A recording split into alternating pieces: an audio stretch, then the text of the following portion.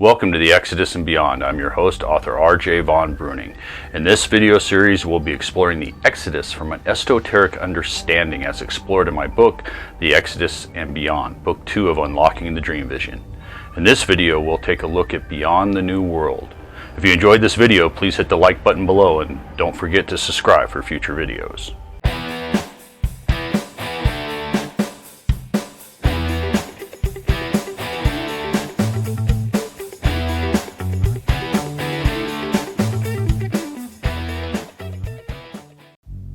This series presents information based in part upon theory and conjecture of the system of esoteric symbolism.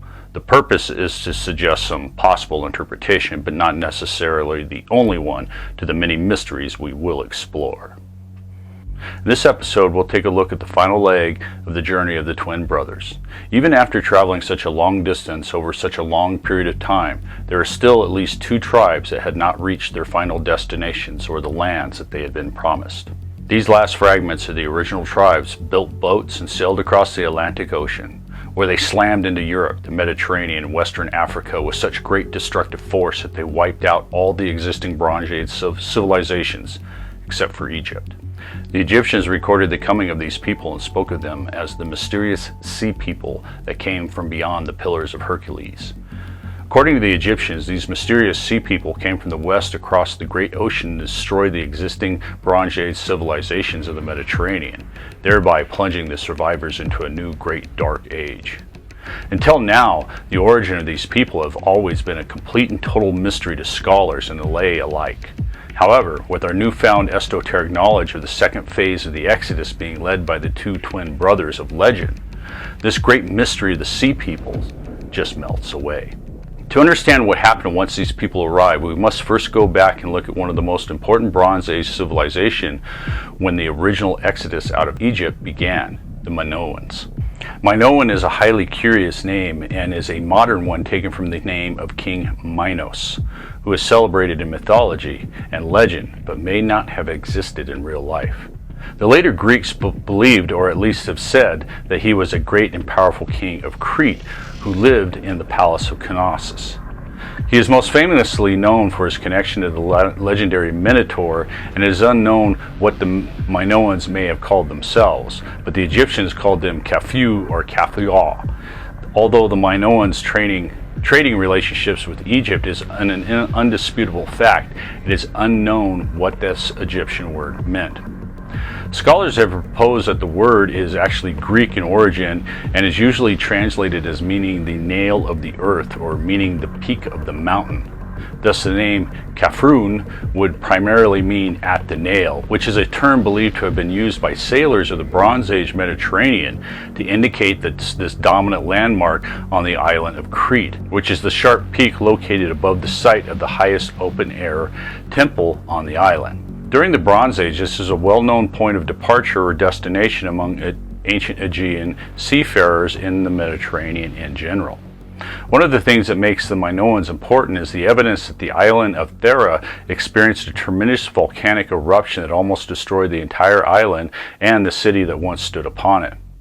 Although this massive eruption damaged the Minoan civilization of Crete, which lay a mere 70 miles away to the south, was not the reason this grand civilization fell. Until very recently, archaeologists and historians did not actually know precisely why the Minoan civilization collapsed in just a few generations after the destruction of Thera.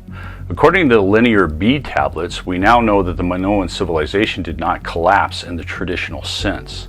The collapse of Minoan civilization was not because of the destruction of Thera, but it was primarily due to the Minoan elites assimilating and fusing with a new people that moved into mainland Greece, a people who later became known as the Mycenaean.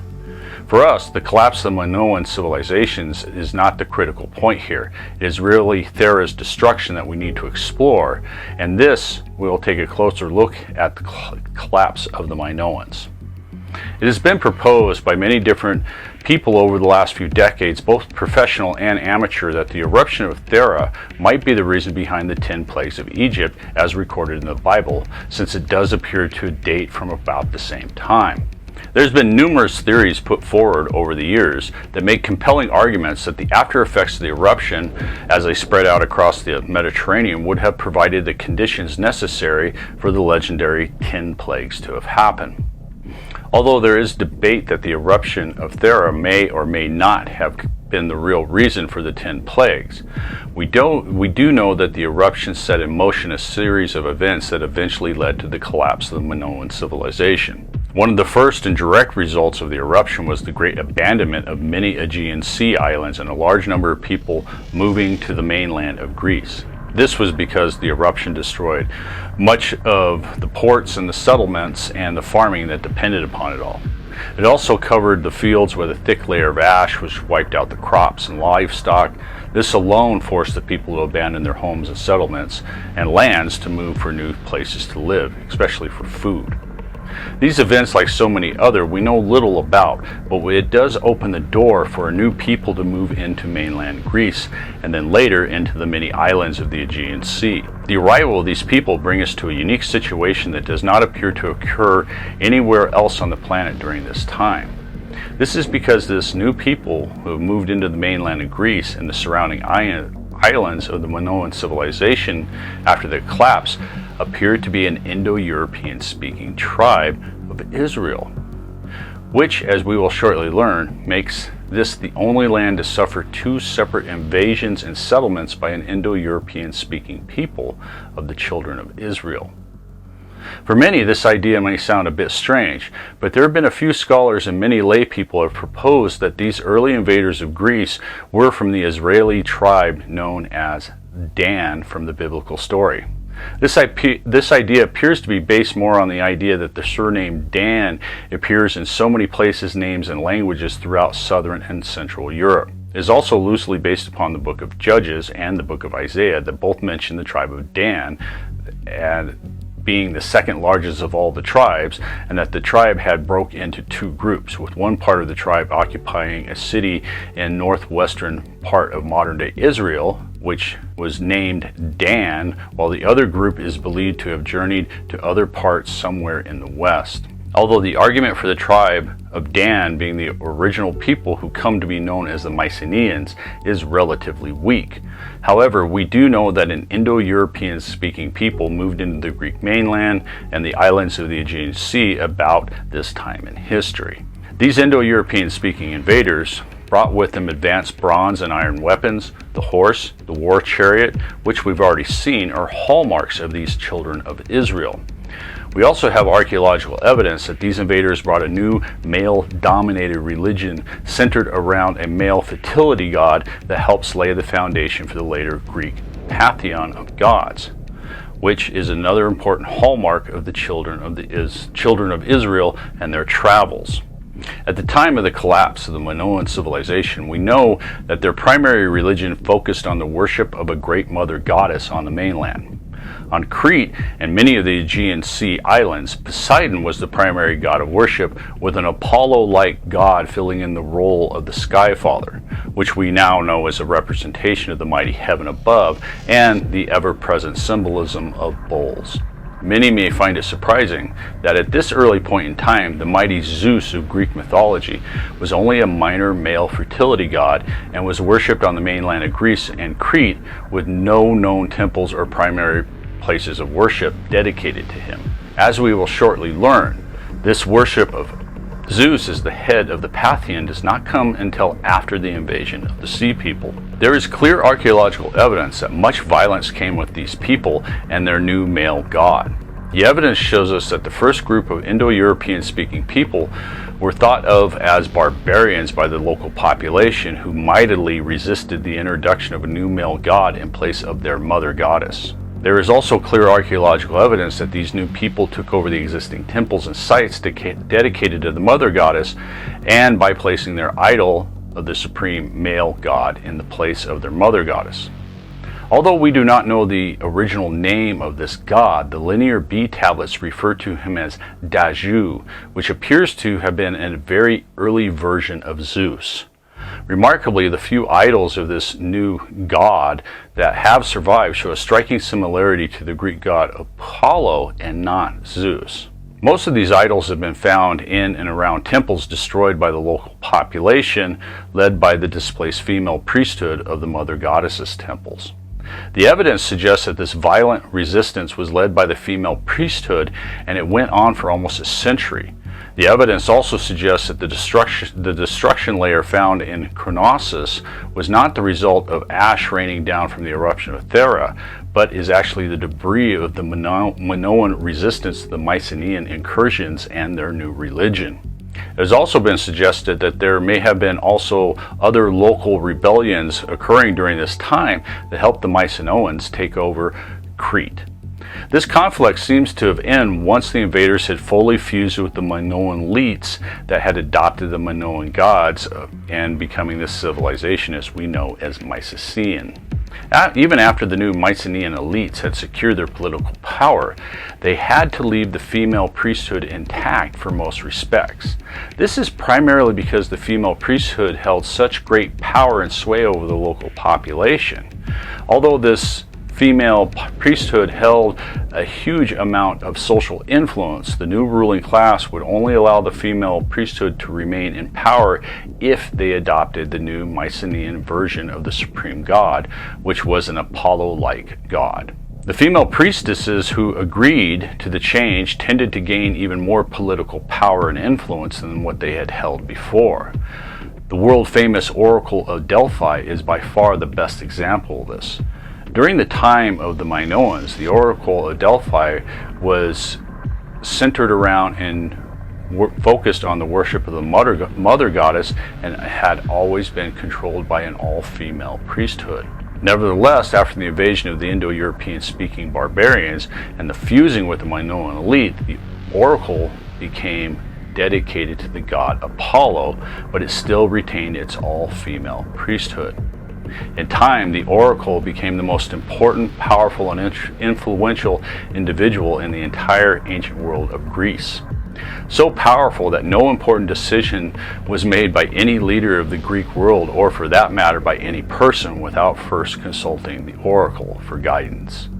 After the Mycenaeans had taken over and fused with the local Minoan elites, and while they established their new political and religious control, they created an extraordinary, almost mythical civilization that would always hang in the shadows of the later Greek mind in the form of legends, great battles, and timeless heroes. This Mycenaean empire, if that term is even permissible, became a predominant political and military power in the Mediterranean for a very short period of time as Hittite power crumbled in the east and Egyptian power weakened in the south. For a short period of time, the Mycenaeans were a small group of people that were greatly enriched by their trade and gave them a great bit of importance while the great powers of the Mediterranean waned. As the great powers of the Mediterranean waned, the Mycenaeans established colonies on the shores of Asia Minor, and they greatly prospered through the trade with other towns and city-states, most notably Troy. However, even as these colonies were being established and growing, there were signs that Mycenaean power was already beginning to weaken across the region. Although the exact reasons are unknown, we do know from Homer's Iliad that a people from the northwestern part of the Peloponnesian Peninsula started moving in and occupying the coastal strip north of Arcadia. These people, who the Greeks actually referred to as barbarians at this point in time, took part in a series of important attacks and raids on Egypt and many of the city-states on the shores of Asia Minor, with one of the most significant raids of them all, with the help of other Greek-speaking tribes, took place upon the shores of Asia Minor, later immortalized as the legendary Siege of Troy. Although this troubled background points out that there is a series of dynastic upheavals in the Mycenaean city-states themselves. These upheavals appear to have been caused by a series of earthquakes that destroyed several Mycenaean centers of power on the mainland of Greece. This caused the remaining Mycenaean centers of power in the Aegean and Asia Minor to start breaking up into disconnected city-states. As the city-states became independent entities, Mycenaean civilization more or less collapsed, with many of the city-states actually being woefully abandoned. Not all the Mycenaean city-states were abandoned, but for those that survived, their life continued at a much lower level of achievement. The kingly treasures disappear, the palaces are not rebuilt, and in some places they hung on for a couple of centuries, while elsewhere they more or less turned into serfs or were driven out by new conquerors. As the Mycenaean civilization collapsed, we encountered the second settlement and invasions of the tribe of the children of Israel under the leadership of the twin brothers. Remarkably, these new conquerors, who were also speakers of an Indo-European language, who came from the north. Strangely, these new conquerors do not have seemed to have always settled the lands they ravaged, but they did sweep away the existing political structure of the lands that they did enter into. And also, the future would be built upon their kingship and not the Mycenaean political institutions or traditions. With their coming, we see the first glimpses of the ground plan that will later become the basis of what we call classical Greece. What little we do know about these people comes more from legend than archaeology and history. There are legendary accounts of one particular group of newcomers known as the Dorians. They were said to be vigorous, bold, brave, and remembered as the descendants of the mighty Hercules. The language they spoke was Doric, and even in Greek's classical age, the people who spoke this dialect were set apart from other Greeks. In Sparta and Argos, it was Dorian communities that would become the future city-states that helped Greek culture crystallize into a new civilization. The most successful of these new invaders of the people who were later identified as speakers of Ionic Greek, they settled Athens, which has either survived or had been assimilated by the invaders who came after the Mycenaeans. From Athens, they set out, took over, and colonized much of the present-day Turkish coast of the Aegean Sea, where they laid the foundations of future city-states based upon a seafaring economy. They often chose sites that were once occupied by the Mycenaeans, but they also displaced many early Greek settlers. This coming of new peoples with the displacement of others creates a confusing picture of a very confusing time, with only fragmented evidence available for most of it. In order for us to make sense of this massive confusion, we need to return to the coming of the Sea People and the incredible destruction they unleashed as they slammed into Mediterranean civilizations like a hammer. Although the accounts we have are fragmented, the Egyptians described these Sea People as being composed of many different races and cultural groups. They described them as being made up of many different tribes of different races of people that came from different cultures who spoke different languages, with each of them having their own distinct dress, their own customs, and even different weapons from one another. One of the most unique things recorded by the Egyptian accounts is that these people also brought their women, their children, and their livestock upon their countless boats coming from the west. They were not just an invasion force because they fully intended to settle the lands that they conquered. The Egyptians were the only Mediterranean civilization that was able to resist their attempts to invade and settle their lands, but in the end, repelling them from their shores. Nevertheless, it was at a very high cost that cost the Egyptian state, with it significantly weakening Egypt as a whole. Repelling the Sea Peoples is the event that started the long, slow descent of Egypt from a great power to a minor player in the world affairs, and was soon to be often occupied by foreign powers. However, the answers we seek do not lie with Egypt and its battles with the Sea People, but instead we must look across the Mediterranean at what seems at first an unlikely place, the founding of Rome in Italy. It is within this ancient story of the founding of Rome that we find the critical piece of information that helps bring clarity to this great mass of confusion with the coming of the Sea People and its connection to the final series of the second phase of the Exodus led by the legendary twin brothers. Within the stories of the founding of Rome, we discovered the first detailed stories of the twin brothers that led this great migration of the tribes of the Indo-European speaking children of Israel around the globe. In Roman stories, the twin brothers are always remembered as Romulus and Remus, the famous founders of the ancient city of Rome. In one of the best known Romulus and Remus stories, we are told that they were born in one of the small villages and settlements that surrounded the future site of Rome. Their mother, a Vestal virgin, the daughter of the former king. In Roman mythology, this king, Numitor, is said to have been the son of Procas, a descendant of Arius, the Trojan who is believed to be the prince Arius and the goddess Aphrodite. When King Protus died, he was meant to be succeeded by his son, Numitor. Instead, Numitor was overthrown and removed from the kingdom by his brother, who had no respect or honor for his father's wishes or his brother's seniority and his right to the throne. He also had murdered numerous sons to remove all power from his brother for himself.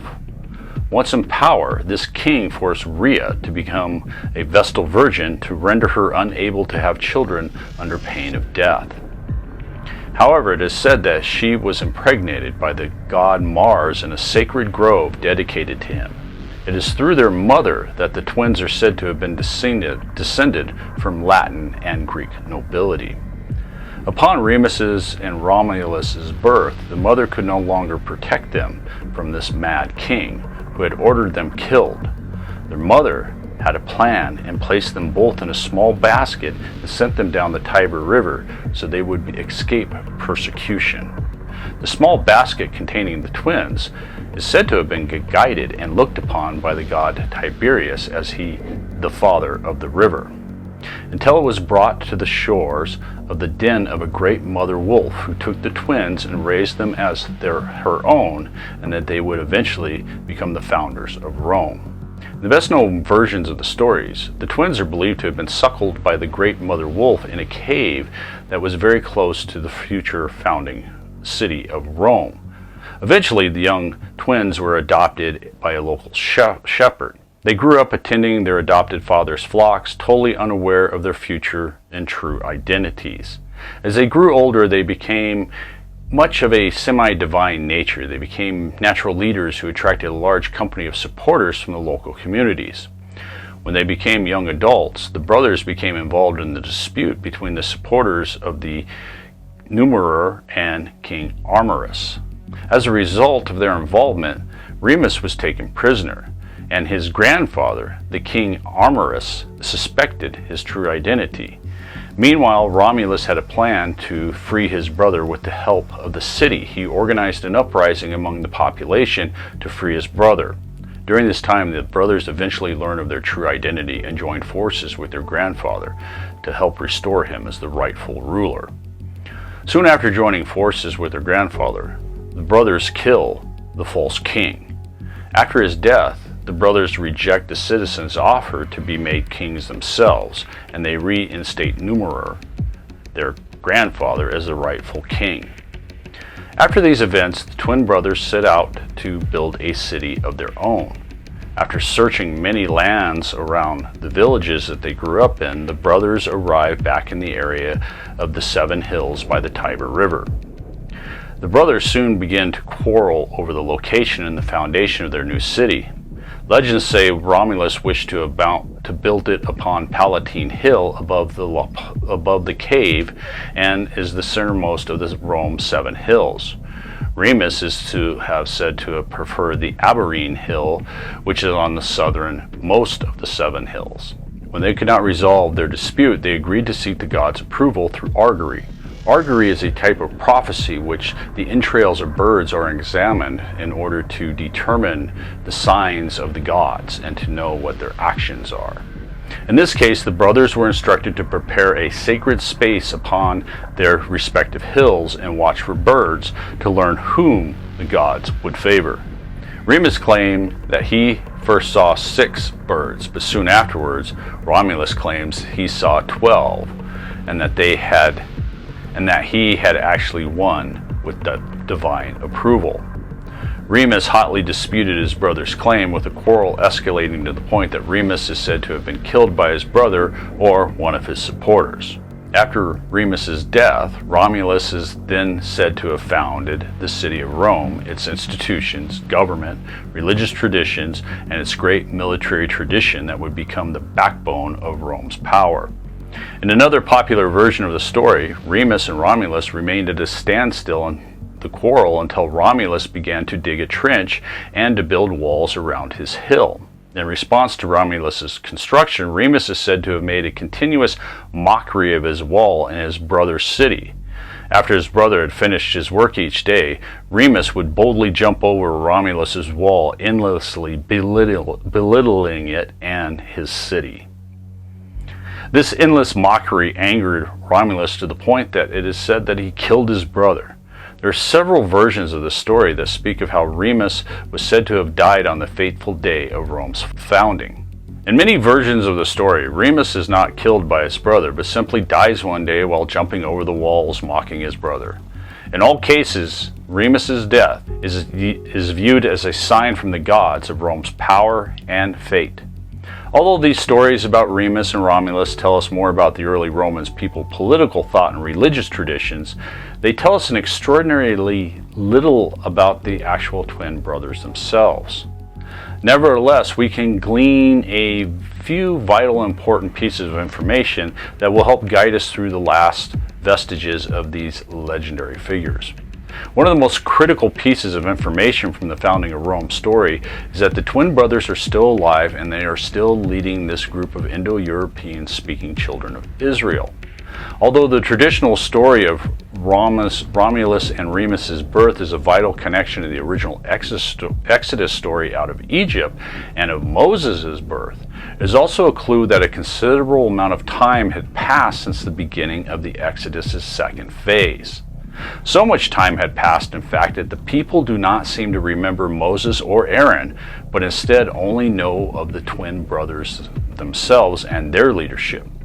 Over time, the tribes slowly incorporate them and then slowly replace Moses and Aaron with the stories of the twin brothers. The next critical piece of information is the death of Remus. It was common at this ancient time to view anyone that had left the community for any reason with the expectation that they were never going to return. And this was the same as being viewed as being dead. In this case of Remus's death, it is highly likely that once the city of Rome had been founded, he had left and was not actually killed by his brother. The story of his death was just a simple way to explain his absence. It is also a clue that the ones who had started this had no idea where Remus and the last tribes of the children of Israel had actually gone. It also highlights the common theme that is found throughout all the twin brother stories, that they're never-ending quarreling with one another as only brothers can. By realizing that one brother had left, we can now understand that the mysterious invaders that came from the north into mainland Greece must have been this last group of Indo-European speaking children of Israel under the leadership of this last brother. It is evident that this last tribe moved across Italy, going around the Adriatic Sea and then moving into the mainland of Greece. We can also understand that this brother remembered by the Romans, called Romulus, who founded Rome, was also the warrior king of the two, and the brother remembered as Remus being the priest king. What is now unsurprising is that ancient Greece has more stories related to twin brothers, divine twins, and twin gods within their mythology than any other ancient culture or civilization. This small bit of information allows us to begin understanding that a large number of the sea people were not the people who made up these last few tribes of the children of Israel, but they were instead the people that had made up the colossal baggage train that was composed of numerous non-related tribes, slaves, converts, merchants, and others that had become attached to the core tribes as they moved around the world.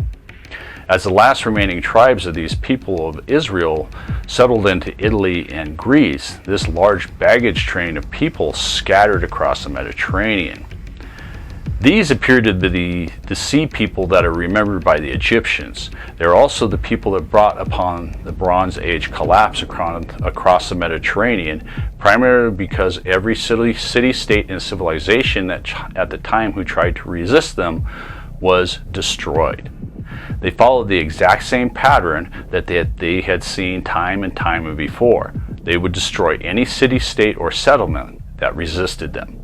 In the case of the Bronze Age civilization of the Mediterranean, it appears that almost every single city, state, settlement, and civilization that resisted them were ultimately destroyed by them, in the end, except for Egypt.